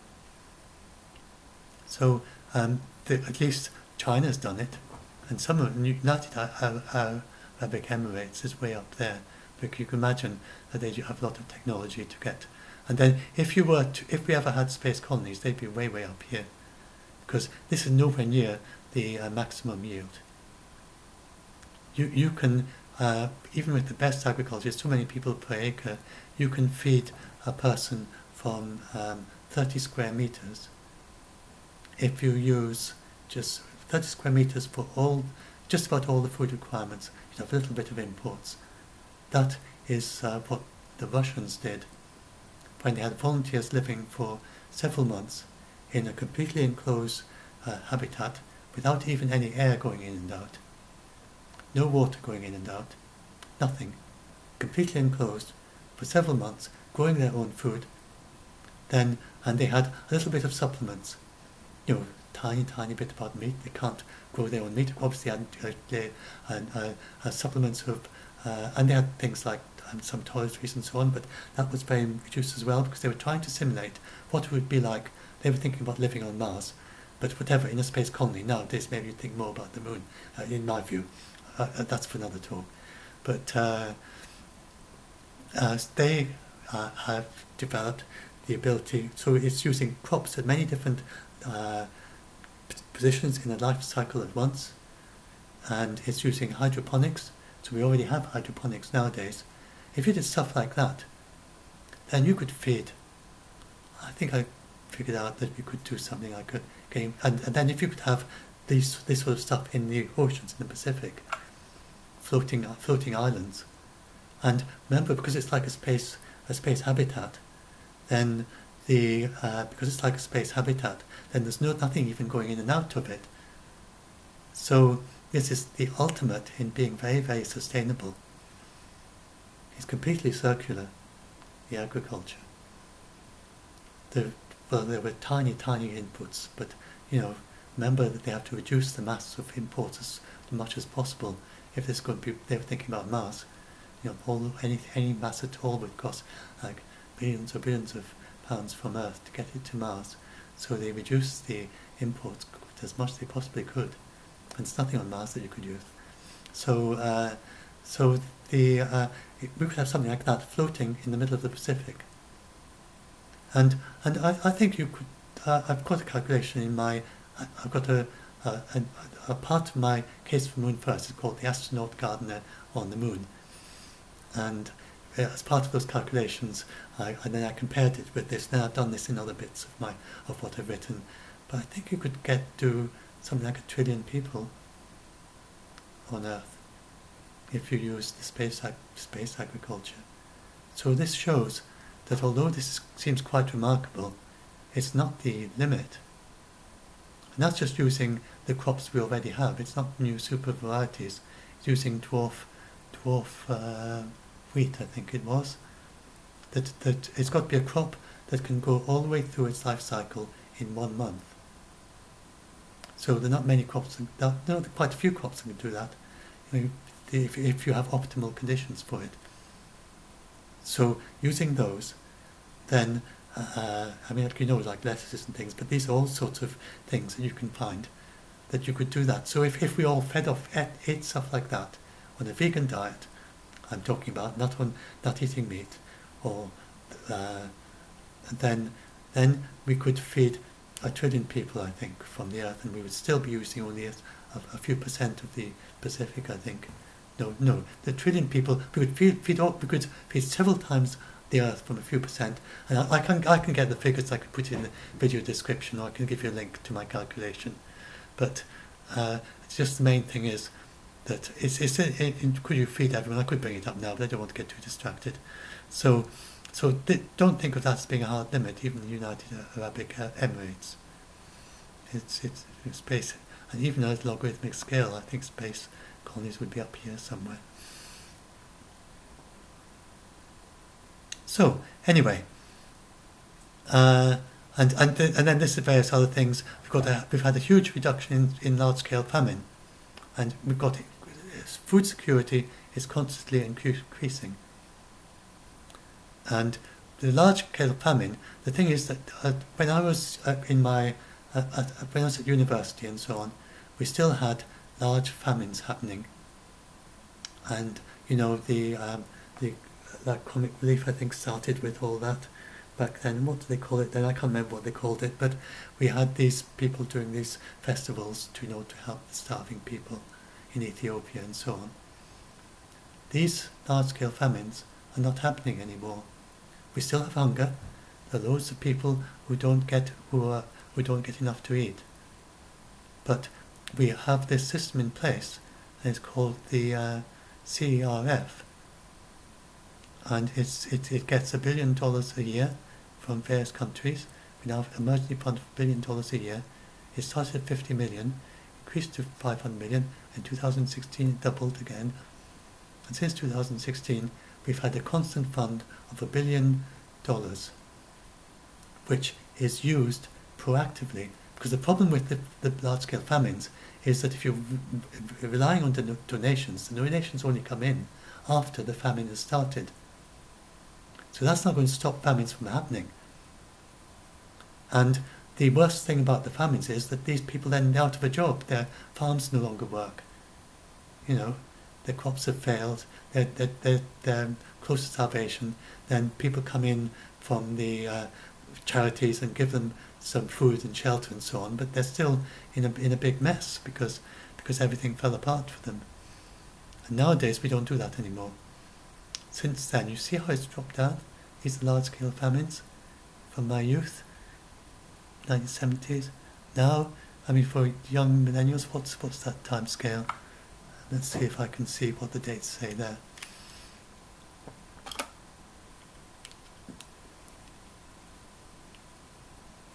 Hope you don't mind a long video. I think it's obvious where this is going. You can skip around. I think I'll just keep going if you don't mind, and then you can skip around. Maybe I can give some links to interesting bits of it. But you can see, that's the 1990s, 1970s. So 1960s was when I was a child. 1970s was when I was at university. And then you see it's gone down since then. And then since then, in 2016, it's just way down there. That's that relief fund doing its work. CERF. And this is prevalence of undernourishment. Again, we shouldn't have even as much as this, even as much as 10 to 15% of undernourishment in developing countries, but it's gone down from that. And we've got increasing stock-to-use ratios. This means that if 30% of our crops failed worldwide, so you get all these failures, like the UK lost 50% of its onions, but it gained 20% of its wheat, or whatever the number was, which I can't remember what I just read out. Well, if we had worldwide, all the crops went down by 30% in one particular year, we have enough leftover cereals from the previous year to supply all of that shortfall. And the world stocks are going up all the time. And even like recently in the US, when they talked about there being crop failures there, but their stocks are still going up. So the only thing is that if you had a shortfall like that, is that of course you don't keep vast stocks of meat. So you would have to ration meat or have shortage of meat. But there's no risk at all of a shortfall in cereals. There's no way that you're going to starve.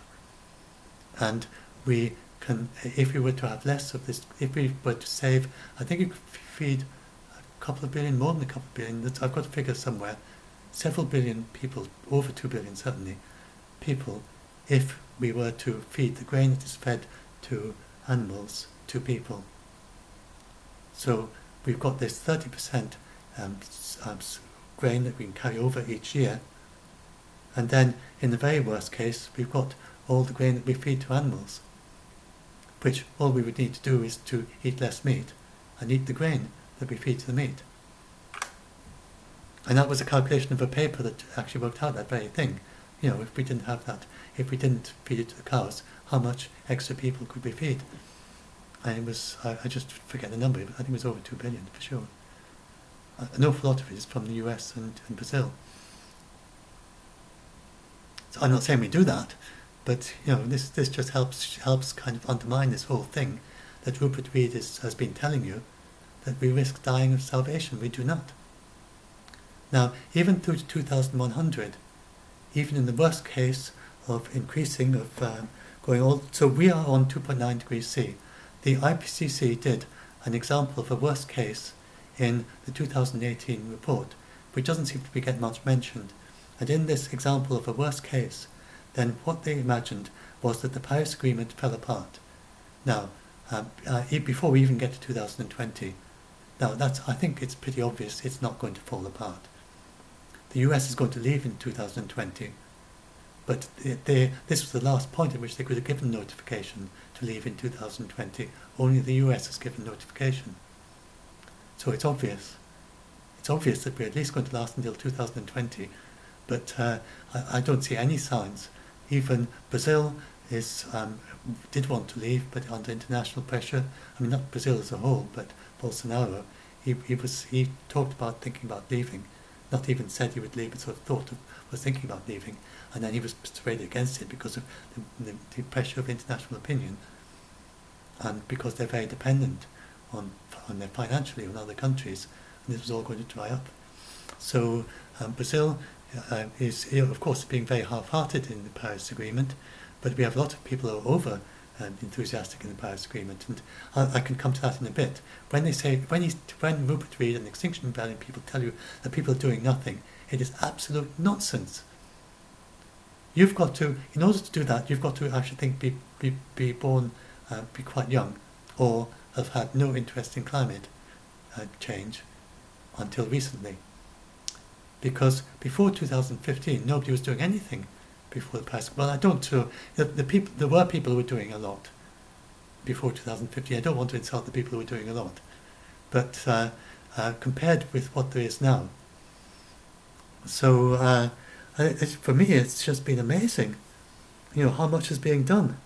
So I get a very different perspective as someone who's been interested in climate science since before the subject began. So I mean, I haven't been following it very closely, all the ins and outs and everything, but I've been well aware of it ever since then. And this is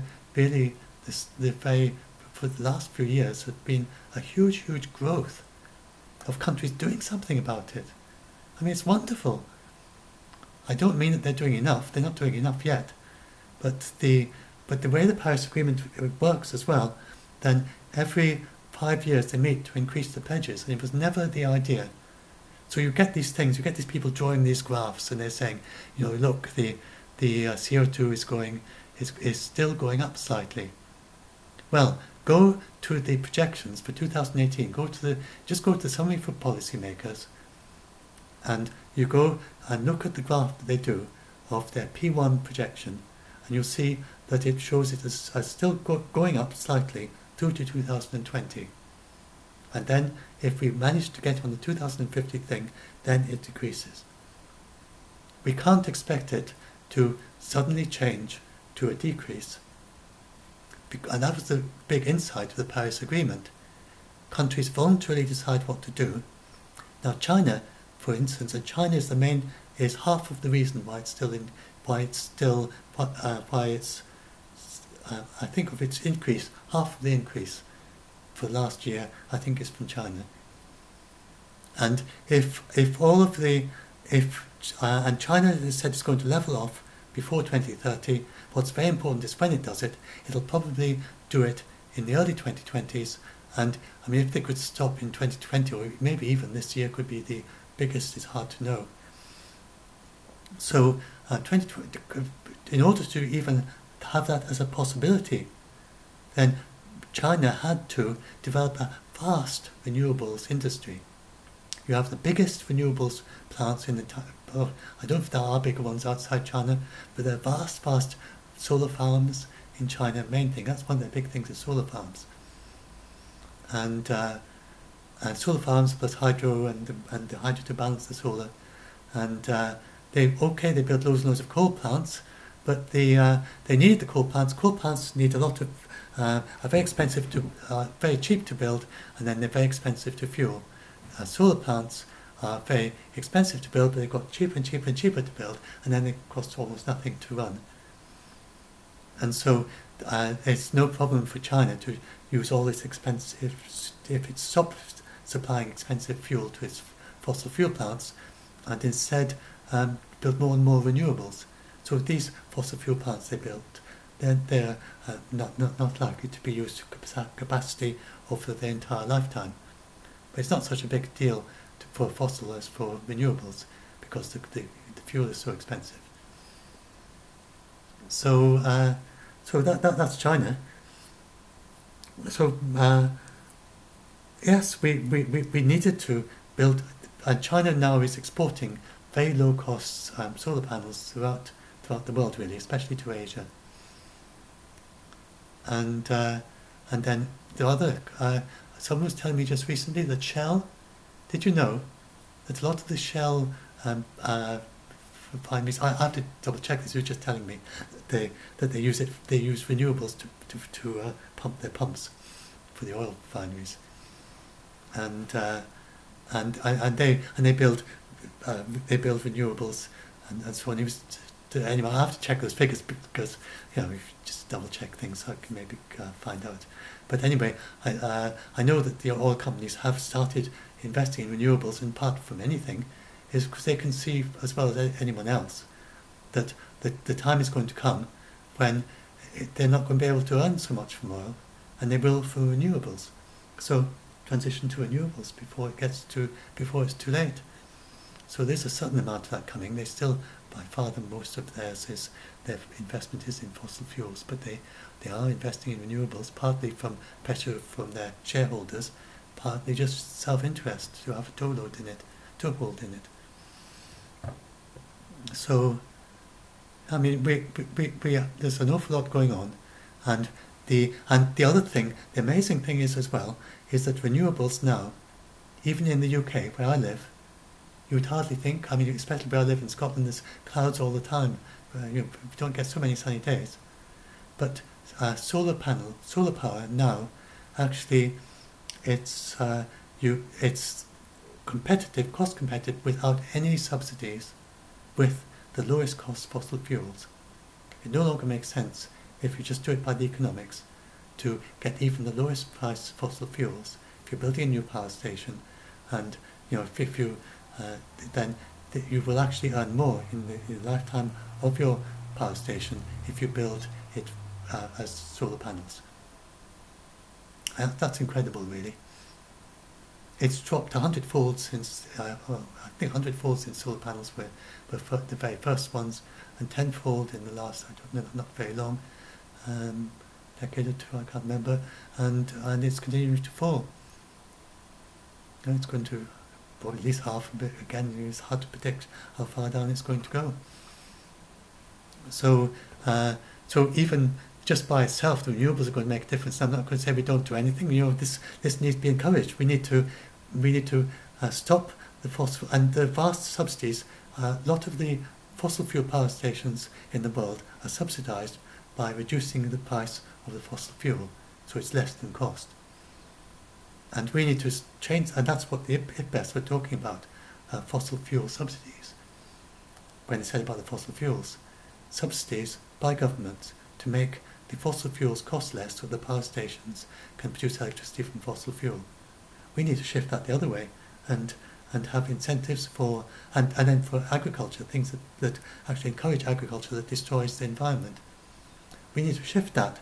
Now, if Extinction Rebellion, if they were to put all their energy behind changing this way things are subsidised, moving the false, they try to counter, they have the kind of pressure and the ability.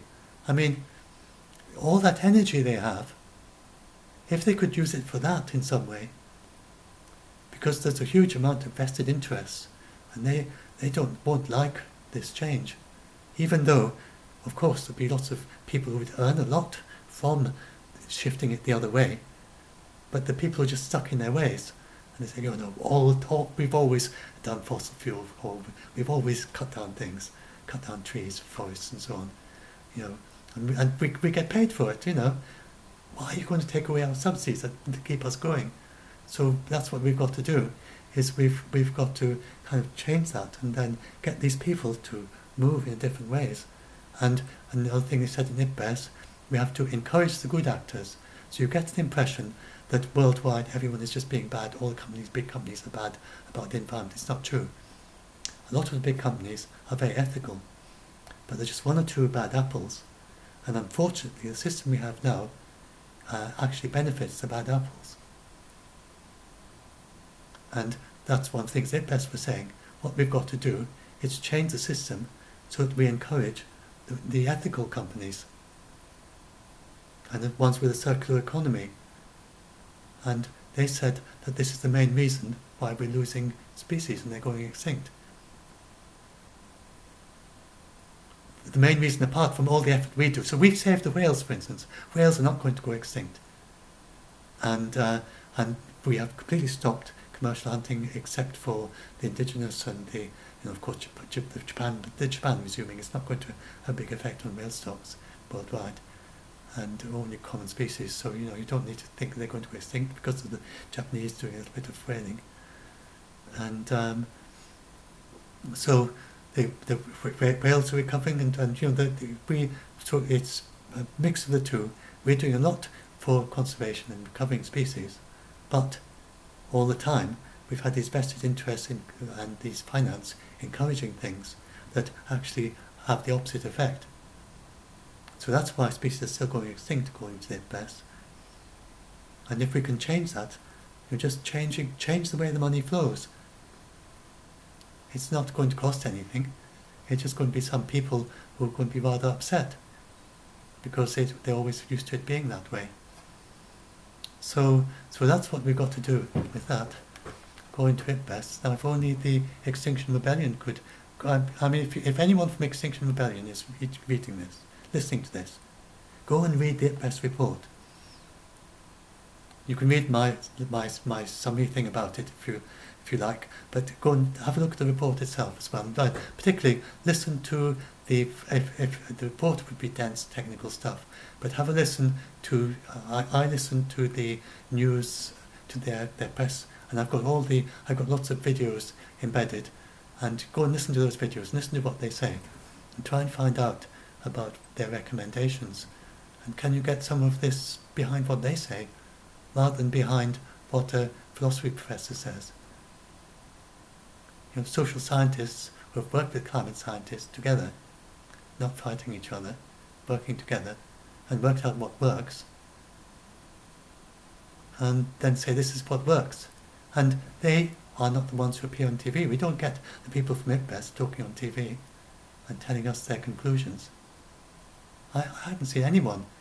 And as I said, the journalists went and heard them explaining all this, what I just said to you, about the vested interest, about this is why the species are going extinct, this is what we can do about it, that is very, very hopeful. We know exactly why it went wrong. All we have to do is shift the way the money flows and work on food waste. And then they went and wrote these articles saying, a million species are going extinct, there's nothing we can do, and the scientists think it's hopeless. And they just produce more and more articles like that.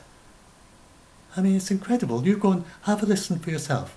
Just go and listen to the IPBES talk. Here, listen to the journalists asking their best questions. Then go and read the journalist reports. And as I said, you won't believe that they went to the same conferences that you just listened to. I didn't see a single mainstream journalist report that reported it straight, what they best themselves said. They just went lots and lots of journalistic embellishments about how it's impossible, without even saying what the it was that the journalist was saying was impossible.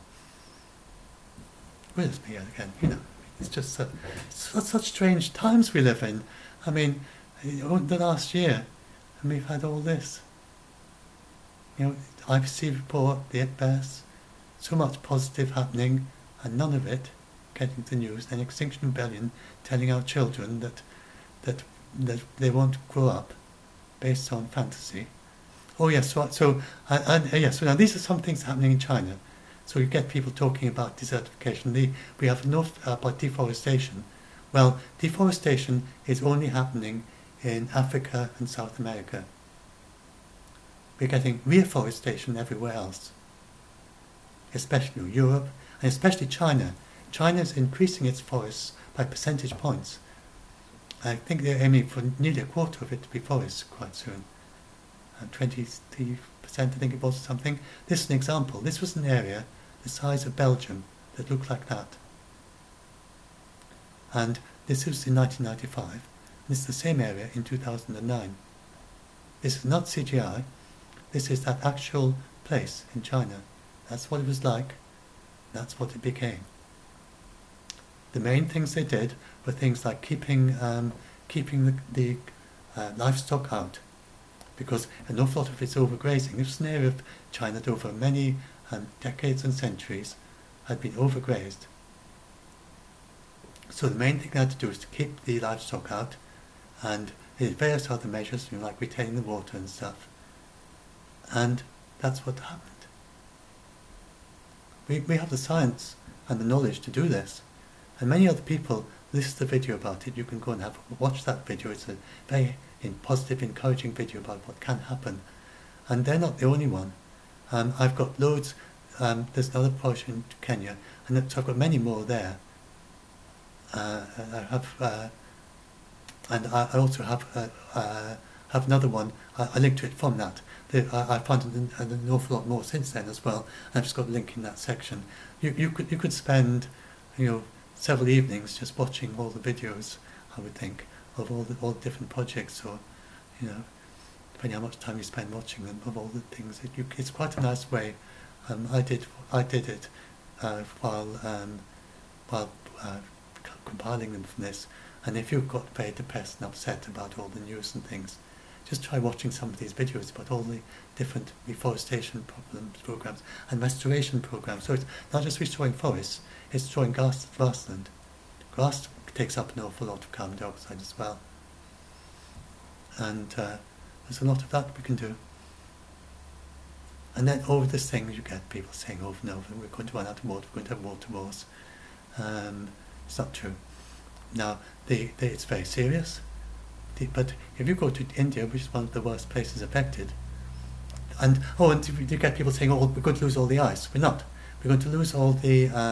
We're going to lose a lot of the glaciers in the Himalayas are losing ice, but in the western Himalayas they're gaining ice. There's all that news about Greenland losing ice in the summer, but what those news stories almost never say is that it's gaining ice in winter. You don't get a very clear figure if you just look at how much it lost in a particular month in summer. You've got to take it year round. For instance, from I think it's 2017 to 18, then averaging the winter and the summer, Greenland actually gained ice in total. It's had some years when it's lost a lot in total, but because in a warmer world you get more snow in winter. So Greenland is actually gaining a lot of ice in winter, but losing even more in summer, and it's the balance of the two. So when you get these things saying, oh, the sea rose by so many millimeters because of just 1 month of melting, but then the sea dropped by equal number of millimeters in some of the Greenland winters, so you've got to average those two up. You don't just... So journalists never explain that. So Greenland is losing ice, but I'll tell another one of these little quizzy questions. How long do you think it will be before Greenland would lose all its ice at business as usual? And I'll give you the answer in a few minutes. So, all I want to talk about is we need our young children. Some people seem to think that you should have fewer children. That's not true at all, because I say Africa is the place where most of the population growth is, and their problem is not that they've got their problem is not have got the peak child thing. I showed you the peak child, didn't I? And there's the peak child. That's the number of children, and it's growing because people are growing older, living longer. Like I'm 65. I've got another. I should live into my 80s. At least another 15 years on average. Of course, you don't know. I could die today, but my chance of dying today is very low, and I can easily live into my 80s, and that would be an average, and quite easily live quite long because I'm quite healthy. I'm not the risk factor. So that's what's been happening. Look how the population is due to the people living longer. And so that was the peak child thing. So we don't, if you look at that graph, we don't need fewer children. Not really. But in the developing countries, we've already got a steady amount of children. And in some of the developed countries, then the population's actually going down, especially Japan. They've got only a little bit over one child average per adult, per parents. You need over 2 in order for the population to be increasing. So China's population is falling actually quite fast. It's at 1 point something or other, well below 2. Well below 2. So and they're doing various measures trying to encourage people, make it easier. For instance, make schooling preschool schooling be free and things like that, in order to encourage people to have children. But it's not really working very well. But Japan's got its problems. It's solving them. But that is not where we shouldn't be going around telling everyone in the developing country that they've got to have fewer children. That's not true at all. In the developed country and in the developing countries, it is good for them to have fewer children. But you don't go around saying, you've got to have fewer children, and then who cares what happens to your small holding, because at least you've had fewer children, even though when you get old you won't have anyone to grow your crops for you to eat. I mean, that's not the way to do it. You've got to start by improving the health and the reducing child mortality and the children healthy. And then the parents can then advise them as they become.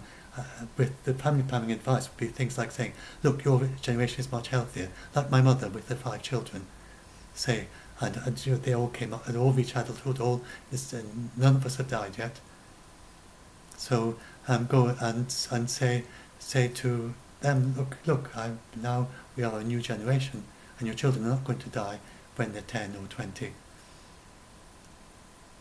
I mean, at least one of us should have died, probably 2, by now, probably 3 or more, if it'd been Victorian England. And so that has to happen in Africa, and it certainly is moving that way. It needs to move that way more, and that's how you get the reduced population growth. So I say child mortality is way down, but what's that? That's depending on income level. So low income countries, this child mortality is still way much higher than it is in the upper middle income countries. Now, see the difference. That's 7%, and higher income, it means less than 1%, fraction percent. So the non-fungi people are going down. These are all the optimistic things. So if you give your undernourishment is going down, it's not going down far enough. Anyway, so I was going to tell you now. Oh, goodness me, it's quite long. But if you don't mind, I rather like. I'm in the swing of it, as it were, and I mean, we could split this up into separate videos at some point. So I think I'll keep talking. So look at this other argument. At 4:34, then I know what. No, I'll stop. It's 2 hours. That's rather long for a YouTube video. I'll stop and I'll just take a break. I'll upload it and then I'll continue with what about the planes and his argument.